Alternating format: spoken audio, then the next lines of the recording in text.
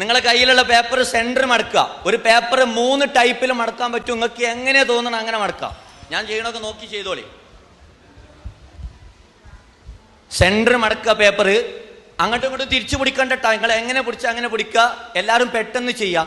ഈ സെന്റർ മടക്കിയ പേപ്പറിന്റെ വലത്തേ സൈഡില് മേൽഭാഗത്തുനിന്ന്, വലത്തേ സൈഡില് മുകൾ ഭാഗത്തുനിന്ന് ഒരു കഷ്ണം കീറി ഒഴിവാക്കുക. ഒരു കഷ്ണം കീറി ഒഴിവാക്കുക. അത് കളഞ്ഞോളിട്ടാ. അത് കീറി കഴിഞ്ഞാൽ വലത്തേ സൈഡിൽ മുകൾ ഭാഗത്തുനിന്ന് ഒരു കഷ്ണം കീറുക. പേപ്പർ മടക്കി കിടിക്കോളി. കീറി കഴിഞ്ഞാൽ പേപ്പർ വീണ്ടും സെന്റർ മടക്കുക. വീണ്ടും സെന്റർ മടക്കുക. ഈ സൈഡിൽ സ്റ്റേജിലും ആൾക്കാരുണ്ടായതുകൊണ്ട് കീറി കഴിഞ്ഞാൽ വീണ്ടും സെന്റർ മടക്കുക. ദെൻ പേപ്പറിന്റെ വലത്തേ സൈഡിൽ താഴ്ഭാഗത്തുനിന്ന് ഒരു കഷ്ണം കീറുക. താഴ്ഭാഗത്തുനിന്ന് ഒരു കഷ്ണം കീറി ഒഴിവാക്കുക. മൈക്കോടെ കുറച്ച് ഓക്കെ. ഇത് കീറി കഴിഞ്ഞാൽ പേപ്പർ വീണ്ടും സെന്റർ മടക്കുക.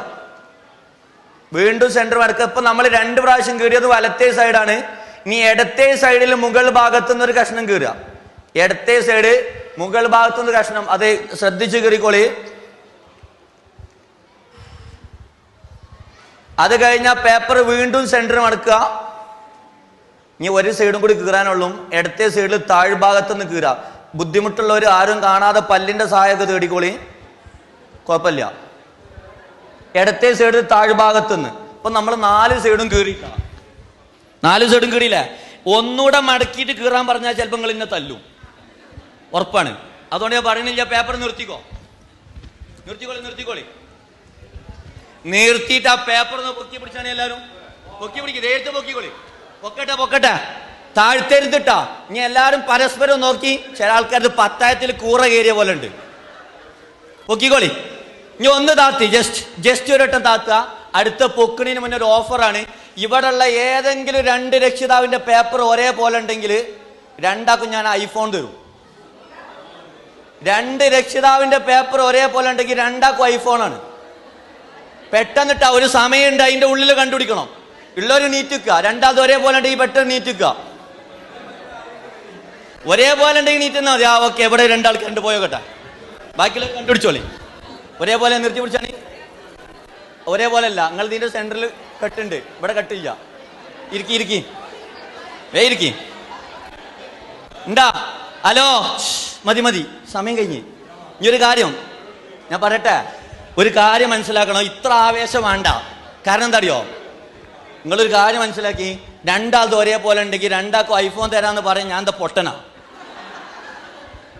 ഉണ്ടാവൂല, ഉറപ്പാണ്. അറ്റ്ലീസ്റ്റ് ആ ഹോളിന്റെ വലുപ്പെങ്കിലും വ്യത്യാസം ഉണ്ടാവും. ഉണ്ടായില്ല? ഇനി ഒറ്റ കാര്യം പറയട്ടെ. പേപ്പർ താഴ്ത്തി വെച്ചോളി. ഇനി ആവശ്യമില്ല, കളയണ്ടട്ടോ. വീട്ടിൽ കൊണ്ടുവെക്കുക, ഫ്രെയിം ചെയ്ത് വെക്കുക. മരിക്കണത് വരെ ഞാൻ പറഞ്ഞത് ഓർമ്മ ഉണ്ടാവണം. ഇത്ര നേരം ഞാൻ സംസാരിച്ച് ഞാൻ ഒരാൾ പറഞ്ഞത് കേട്ടിട്ടാ നിങ്ങൾ ചെയ്തതാണോ? അല്ലേ? എല്ലാവരും ഞാൻ പറഞ്ഞത് കേട്ടിട്ടാ ചെയ്തത്. ഒരേപോലെ ചെയ്തത്. എന്നിട്ട് നിങ്ങൾക്ക് കിട്ടിയ റിസൾട്ടോ വ്യത്യാസം ഉണ്ടല്ലേ?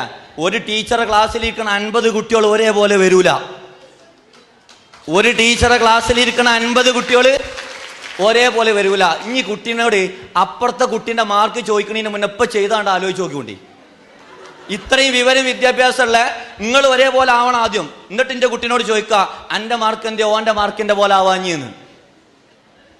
മേലാ ചോദിക്കരുത്. ആവൂല. നിങ്ങൾ ആലോചിച്ച് നോക്കി. പഠിപ്പിക്കുന്ന ടീച്ചർ ഒന്നാ, പഠിപ്പിക്കുന്ന കണ്ടന്റ് ഒന്നാ, റിസൾട്ട് ഒന്നാവൂല. ആവുന്നുണ്ടെങ്കിൽ നിങ്ങളതൊക്കെ ഒരേപോലെ വരണേന്ന്. നിങ്ങളൊക്കെ ചെയ്തത് ഒരേപോലെയാണ്. ഞാൻ പറഞ്ഞതും എല്ലാവരോടും ഒന്നിച്ചാ. കിട്ടിയാ? ഇല്ല, കിട്ടൂല. ഇത്രയും പേപ്പർ വേസ്റ്റ് ആക്കിയതേ ഉപകാരം ഉണ്ടാവാൻ വേണ്ടിയിട്ട്.